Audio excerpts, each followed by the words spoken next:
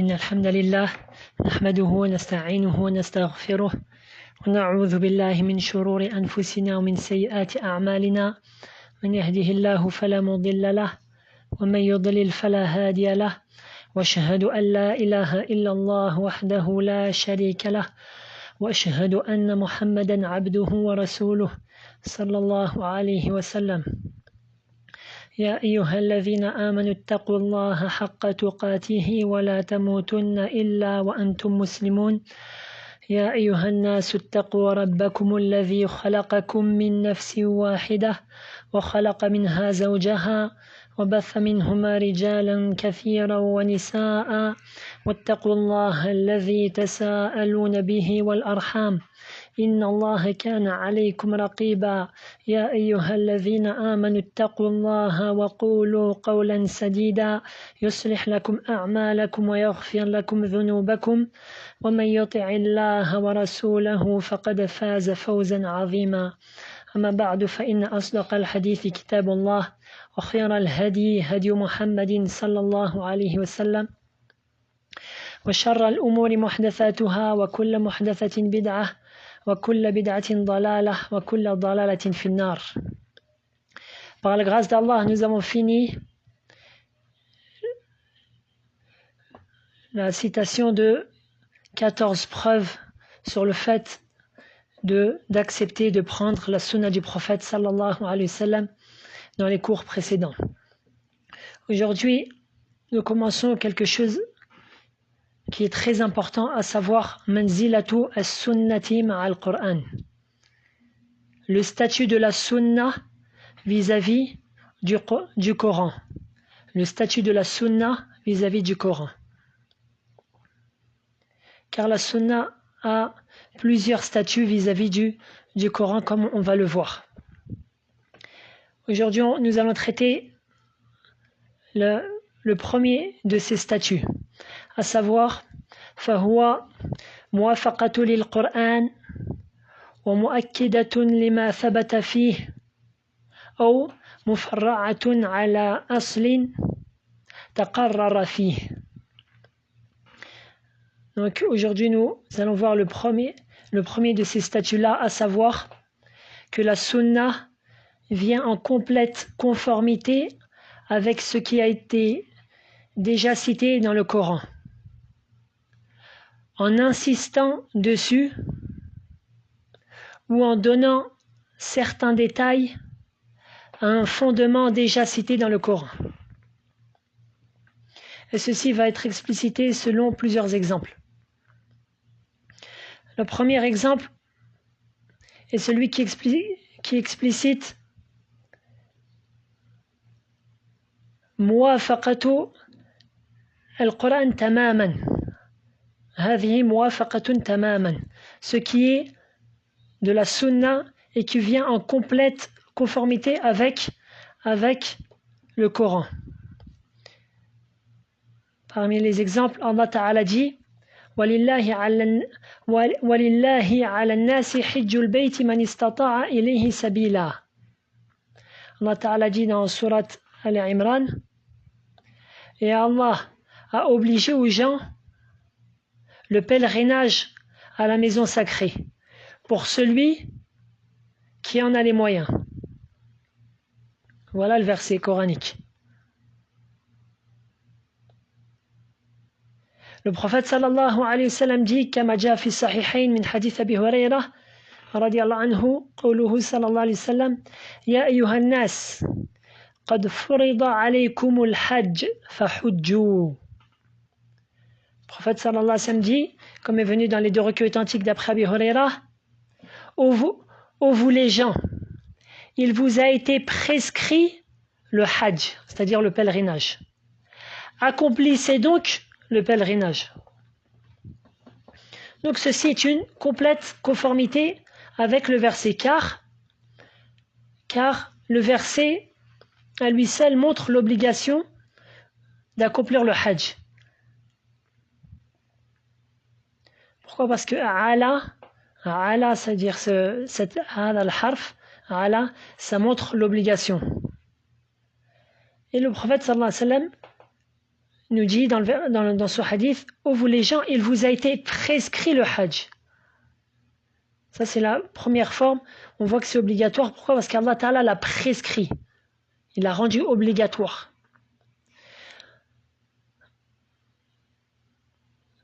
Ensuite, alaykum, le ala, comme j'ai dit, ceci montre encore une fois l'obligation. Ensuite, le prophète sallallahu dit à la fin, fahujju, et ceci est un ordre.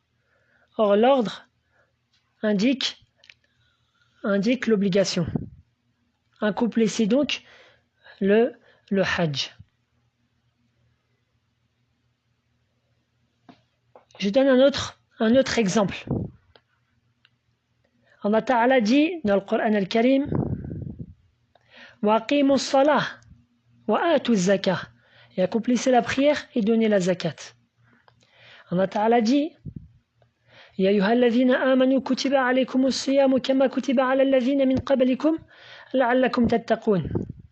Ô vous les croyants, il vous a été prescrit le jeûne, tout comme il a été prescrit à ceux qui étaient avant vous, afin que vous deveniez pieux. Allah Ta'ala dit, dans le verset que j'ai précité, l'obligation du hajj. Allah Ta'ala dit, Shahidallahu annahu la ilaha illa huwa wal malaikatu wa ulul ilm. Qa'iman bil qist. Allah Ta'ala dit, Allah atteste que nul ne mérite d'être adoré si ce n'est lui. Et témoigne de ceci aussi qui, ensuite Allah Ta'ala dit, les anges et les doués de science. Allah Ta'ala dit, Muhammad wa Rasulullah. Muhammad est le messager d'Allah. Donc tout ça, c'est des choses qu'on trouve dans le Coran al-Karim. Et déjà est venu dans les deux recueils authentiques, d'après Abdullah ibn Omar ibn al-Khattab radiyallahu anhuma, قال سمعت رسول الله صلى الله عليه وسلم يقول بني الإسلام على 5 شهادة أن لا إله إلا الله وأن محمدا عبده ورسوله وإقام الصلاة وإيتاء الزكاة وحج البيت وصوم رمضان. Donc le prophète sallallahu alayhi wa sallam dit dans ce hadith-là, l'islam a été bâti sur cinq piliers. L'attestation que nul ne mérite d'être adoré si ce n'est Allah, et que Mohammed est son serviteur et messager. Le fait d'accomplir la prière, de donner la zakat, d'accomplir le hajj et de jeûner le ramadan.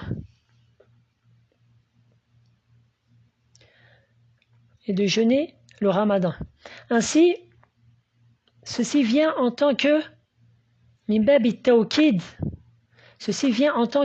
le hadith là que je viens de citer, il vient en insistant, le fait d'insister ce qui est déjà dans le Coran. Ceci vient en insistant que non seulement les 5 choses citées sont obligatoires, mais en plus, ce sont les piliers de l'islam. C'est-à-dire que l'islam est bâti sur ces 5 piliers-là. Donc la sunna, elle est venue insister dans ce cas-là, dans ce qui est déjà venu dans le Coran al-Karim. Et je fais une petite parenthèse, non pas comme un imbécile qui disait que le jeûne du ramadan n'était pas obligatoire. Allahu musta'an. Et cet imbécile-là, par cela, contredisait le livre d'Allah, contredisait la sunna du prophète sallallahu alayhi wa sallam, et contredisait le consensus des savants, qui dit que le jeûne de Ramadan est obligatoire. Puis quand il lui a été dit, comment méconnais-tu que le jeûne du Ramadan est obligatoire, alors que c'est un pilier de l'islam? Qu'est-ce qu'il répondit? Il dit oui, c'est un pilier, mais c'est pas une obligation. Subhanallah. Regarde comment l'ignorance fait dire dans la bouche des ignorants des choses des choses inimaginables.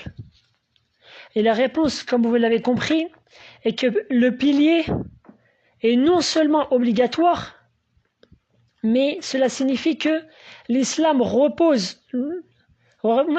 entier repose sur ces cinq piliers-là.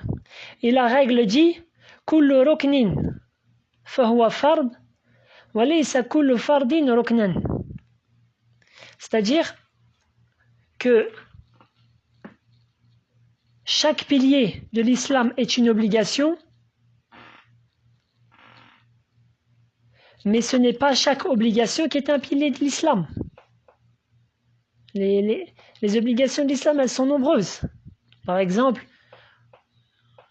il est obligatoire, par exemple, en islam, d'accomplir la umrah une fois dans sa vie, le petit pèlerinage. Mais ceci n'est pas un pilier. Il est obligatoire de faire les grandes ablutions après avoir eu un rapport charnel, ou pour la femme après avoir eu ses menstrues ou ses lochis. Mais ceci n'est pas un pilier de l'islam. Le fait d'être bon envers les parents, c'est une obligation. Mais ceci n'est pas un pilier de l'islam. Et beaucoup d'autres choses. Donc, pour revenir au statut de la sunna vis-à-vis du Coran, donc on a vu, premièrement, il est sous 3 phases. La première, c'est que le hadith vient en complète conformité avec certains versets du Coran, on a vu cela. Deuxièmement, ou deuxième sous-paragraphe, si on peut le dire ça, comme ça, 1, 2. C'est-à-dire que le hadith vient en insister une chose qui est déjà dans le Coran. Et la troisième, huwa tafarru' ala aslin taqarrara fil Coran. C'est-à-dire, ceci donne certains détails, la sunna va donner certains détails à un fondement qui est déjà cité dans le Coran. Il va donner certains détails. Je donne un exemple. Allah Ta'ala dit dans Surat Al-Furqan, وَالَّذِينَ لَا يَدْعُونَ مَعَ اللَّهِ إِلَهًا آخَرَ وَلَا يَقْتُلُونَ النَّفْسَ الَّتِي حَرَّمَ اللَّهُ إِلَّا بِالْحَقِّ وَلَا يَزْنُونَ. Allah Ta'ala dit, en citant les caractéristiques, les qualités de Ibad ar-Rahman, c'est-à-dire des serviteurs du tout miséricordieux. Et Allah Ta'ala cite et dit, ceux qui n'invoquent pas d'autres divinités avec Allah, premièrement, et ne tuent pas la vie qu'Allah a rendue sacrée, sauf à bon droit. Deuxièmement. Troisièmement, qui ne commettent pas la fornication. Troisième chose. D'accord? Et quand on lit le hadith qui est connu de tous dans les deux recueils authentiques, hadith ibn Mas'ud radiyallahu anhu, قال سألت رسول الله صلى الله عليه وسلم أي الذنب أعظم عند الله. Ibn Mas'ud dit, j'ai interrogé le messager d'Allah sallallahu alayhi wa sallam en lui disant, quel est le pire des péchés auprès d'Allah? قال أن تجعل لله ندا وهو خلقك. Il répondit, le fait que tu donnes à Allah un égal alors que c'est lui qui t'a créé. Ça, c'est la première des choses, d'accord? Et comme on le voit dans le verset, dans Surat Al-Furqan, c'est la première des choses qui a été citée. وَالَّذِينَ لَا يَدْعُونَ مَعَ اللَّهِ إِلَهًا آخَرَ. Et ceux qui n'invoquent pas avec Allah une autre divinité.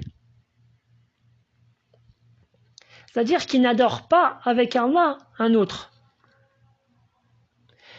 Ensuite, Ibn Mas'ud dit, قال قلت له إن ذلك لعظيم. Ibn Mas'ud dit, je lui dis, certes ceci est très grave, c'est-à-dire le fait de donner un associé à un Allah, à Allah. قال قلت ثم أي. Puis je dis et après cela, c'est-à-dire après quel péché vient après cela. Le prophète sallallahu alayhi wa sallam dit قلت قال ثم أن تقتل ولدك مخافة أن يطعم معك. Il dit que tu tues ton enfant de peur qu'il mange avec toi, c'est-à-dire qu'il mange avec toi de ta subsistance. Et quand on revient dans le verset Surat Al-Furqan, Allah Ta'ala dit quoi après l'association, Allah Ta'ala dit وَالَّذِينَ لَا يَقْتُلُونَ النَّفْسَ الَّتِي حَرَّمَ اللَّهُ إِلَّا بِالْحَقِّ. Donc la deuxième chose qu'Allah Ta'ala il a cité après le shirk, c'est le fait qu'ils ne commettent pas et ceux qui ne tuent pas la vie qu'Allah a rendue sacrée, sauf à bon droit. Et Allah Ta'ala il dit dans Surat Al-An'am وَلَا تَقْتُلُوا أَوْلَادَكُمْ مِنْ إِمْلَاقٍ نَحْنُ نَرْزُقُكُمْ وَإِيَّاهُمْ. Et ne tuez pas vos enfants pour cause de pauvreté. Nous vous nourrissons tout comme eux. Pourquoi? Parce que certaines personnes, pourquoi ils tuent leurs enfants? Ils ont peur de leur accorder leur subsistance. Ils se disent, oui, j'ai pas les moyens d'avoir un enfant, comment je vais faire pour le nourrir, comment je vais faire pour l'habiller, comment je vais faire pour lui acheter ses chaussures, ses je ne sais quoi. Alors, il tue son enfant. Et à notre époque, ce qui est connu sous l'avortement. Or, l'avortement est formellement interdit. Surtout si l'avortement est après 4 mois, alors c'est encore plus interdit. Donc on voit que le hadith, il va dans l'ordre des versets dans Surat Al-Furqan, en conformité avec. Ensuite, Ibn Mas'ud dit قال قلت ثم أي قال ثم أن تزاني حليلة جارك. Ibn Mas'ud dit et après cela, c'est-à-dire et après le fait de donner à Allah des associés et le fait de tuer ton enfant, c'est-à-dire le fait de donner à Allah un associé, c'est le père des péchés. Ensuite vient le meurtre. Et après cela, Ibn Mas'ud dit, et Allah Ta'ala il dit bien dans le verset subhanallah, nahnu narzuqukum, je fais une petite parenthèse, nahnu narzuqukum wa iyyahum. C'est nous qui vous nourrissons, qui vous apportons votre subsistance, ainsi qu'à eux. C'est-à-dire, à la base, ceci est une mauvaise opinion d'Allah Azza wa Jal. Si tu aurais eu la vraie foi, la foi complète, qu'Allah Azza wa Jal, c'est lui le Seigneur de l'univers, et que c'est lui qui donne la vie et donne la mort, et c'est lui qui donne la subsistance à ses créatures, alors la personne en question n'aurait pas tué son enfant. Mais lorsque la foi est faible, alors elle pense du mal. Elle pense du mal et elle n'a pas un bon espoir vis-à-vis d'Allah Azza wa Jal, une bonne pensée vis-à-vis d'Allah Ta'ala. Et elle oublie que c'est Allah Ta'ala qui donne la subsistance, alors elle tue son enfant de peur qu'il mange avec lui. Et ainsi, il a regroupé le péché d'avoir eu une mauvaise pensée d'Allah Ta'ala et le péché du meurtre. Qu'Allah nous en préserve. Donc Ibn Mas'ud dit ensuite, je dis, et après cela, il dit que tu fasses la fornication avec la femme de ton voisin. Or, dans le verset dans Surat Al-Furqan, Allah Ta'ala dit « Wala yaznoun ». Wala yaznoun. Et ils ne commettent pas de fornication. Donc tu vois que dans ce hadith-là, il a donné certains détails d'un fondement qui était déjà cité dans le Coran. Dans le Coran, Allah Ta'ala, il a dit « Wala yaznoun », c'est-à-dire que il ne pratique pas la fornication avec quiconque. Et dans le hadith, le prophète sallallahu alayhi wa sallam accentue le fait que la fornication avec la femme du voisin est pire. Ainsi, l'interdiction de la fornication est clairement établie dans le livre d'Allah. Et ce hadith indique que parmi les pires formes de fornication, le fait de pratiquer cela avec la femme de son voisin. Et ce, pour deux principales raisons. La première est que le voisin a un grand droit sur son voisin. Et le fait de forniquer avec sa femme est un violement à son droit.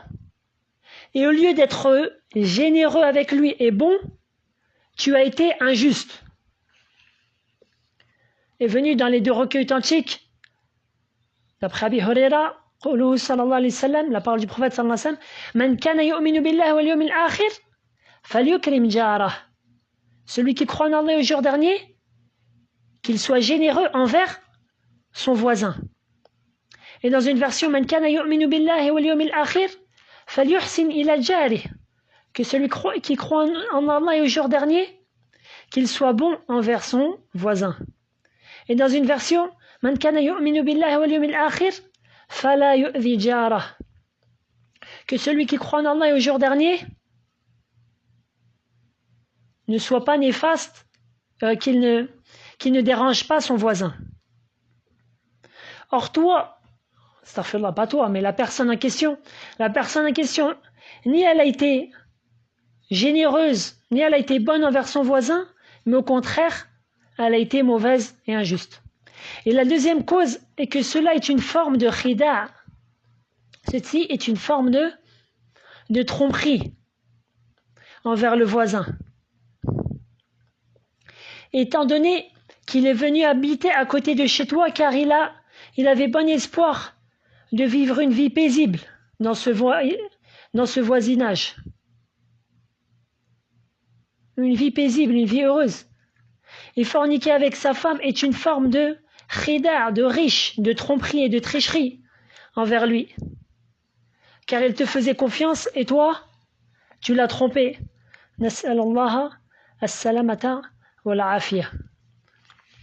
Donc voilà la troisième sous-partie, à savoir que la sunna vient citer certains détails à un fondement déjà cité dans le Coran.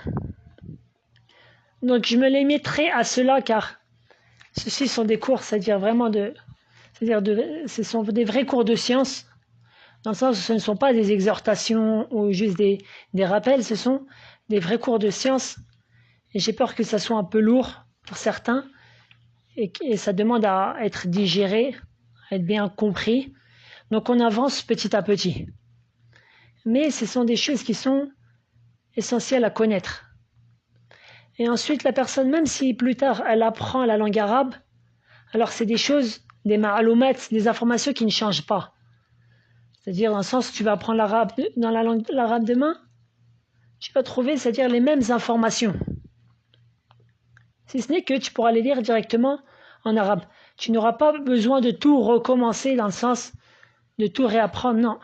Ce sont des informations qui te seront déjà, que tu auras déjà acquises. Mais iznillah. Je voulais, avant de finir, préciser deux choses quant au cours d'hier. Car je me suis rendu compte que ma langue a fourché. J'ai écrit cela sur le canal, mais je reprécise.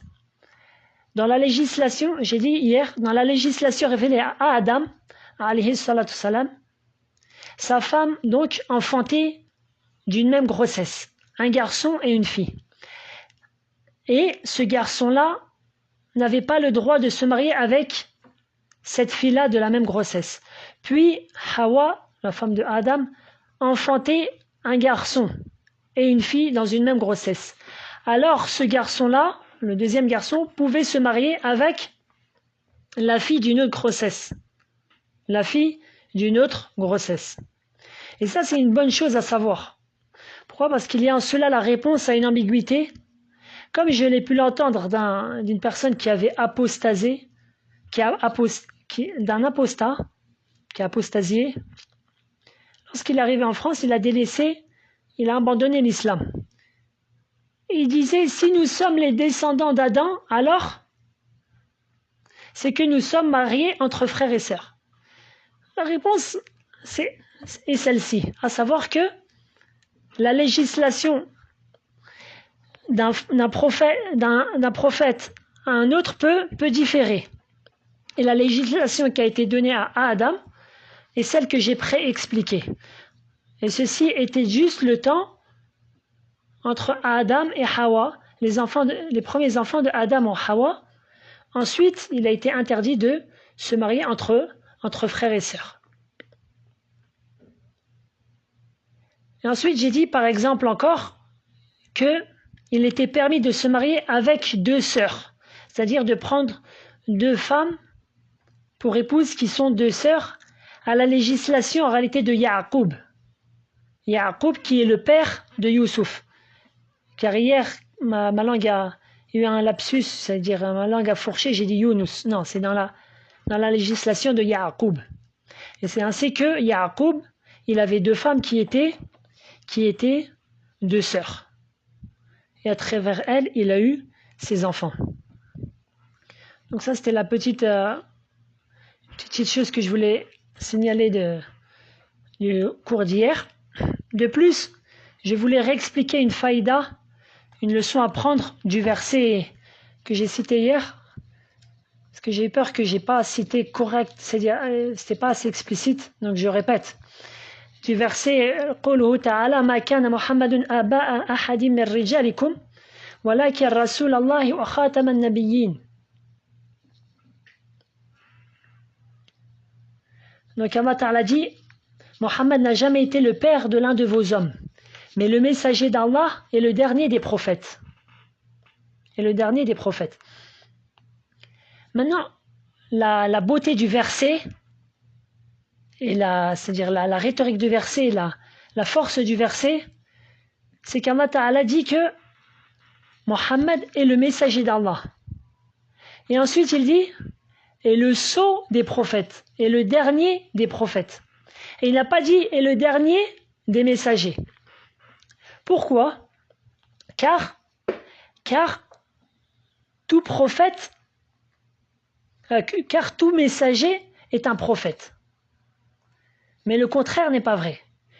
Le prophète sallallahu alayhi wa sallam nous apprend dans un hadith Abi Dhar, qu'Allah Ta'ala a envoyé 124 000 prophètes. Et parmi ces prophètes-là, Allah Ta'ala en a choisi 315 pour être messagers. Quelle est la différence entre le messager et le prophète? Même si c'est pas le sujet du cours. Les savants, ils ont divergé. Quelle est la différence entre le prophète et le messager? La meilleure, wallahu a'lam, des explications est que le prophète est celui qui a été envoyé, Allah Ta'ala lui a donné la prophétie, tandis que son peuple était déjà sur l'unicité d'Allah. Mais son peuple avait certains défauts, certains péchés, certaines erreurs. Et le prophète ainsi appelle à vivifier la foi, vivifier l'unicité d'Allah, délaisser les péchés, etc. Or, le messager d'Allah, c'est quelqu'un qui a été envoyé vers un peuple qui ont délaissé l'unicité d'Allah, c'est-à-dire qui étaient devenus polythéistes. Comme Nuh, par exemple, son peuple vers lequel il était envoyé, c'était un peuple qui était polythéiste. Ibrahim, alayhi salatu salam, certains savants disent qu'il n'y avait même plus de monothéistes à son époque. Et c'est lui qui Allah Ta'ala a fait un prophète et messager, et c'était lui le seul monothéiste sur la terre. Puis ensuite, bien sûr, il a appelé les gens vers le monothéisme, et il a eu des gens qui l'ont suivi. Le prophète sallallahu alayhi wa sallam, il a été envoyé vers un peuple qui était mushrikin, qui était associateur, polythéiste. Donc ça, c'est la meilleure différence que les savants ils ont cité entre les prophètes et les messagers. Bref, et maintenant la force du verset, c'est que Allah Ta'ala dit وَلَكِنَّ مَا كَانَ مُحَمَّدٌ آبَا أَحَدٍ مِّن رِجَالِكُمْ وَلَكِنْ رَسُولَ اللَّهِ. Cependant, Mohammed est le messager d'Allah et le dernier des prophètes. Pourquoi? Parce que si le verset aurait été et le dernier des messagers, alors il se pourrait que quelqu'un vienne et dise c'est vrai, je ne suis pas un messager, mais je suis un prophète. Or non, Allah Ta'ala a fermé la porte et a dit Walakin Rasulallah, c'est un messager d'Allah et c'est le dernier des prophètes. Voyez-vous, Allah Ta'ala a fermé la porte. Et le prophète sallallahu alayhi wa sallam dit dans le hadith, comme est venu dans Silsila Sahiha, wa inni khatamun nabiyyin la nabiyya ba'di, et je suis le dernier des prophètes, pas de prophète après moi. Et il y a en ceci le consensus des savants. Le fait que le prophète sallallahu alayhi wa sallam est le dernier des prophètes et des messagers, il y a en ceci le consensus des savants. De sorte que l'imam Abu Hanifa et son compagnon Abu Yusuf al-Ansari, rahimahumullah, ils voyaient que s'il y a une personne qui prétend la prophétie, فَمَنْ طَلَبَ مِنْهُ عَلَامَةً عَلَى ذَلِكَ كَفَرَ.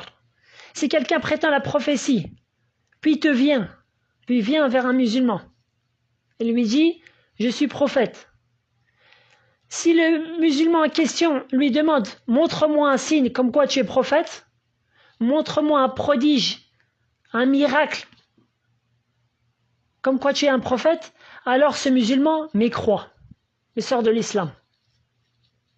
قال Abu Yusuf dit إذا خرج متنبئ وادعى النبوة فمن طلب منه الحجة يكفر لأنه أنكر الناس وكذلك لو شك فيه.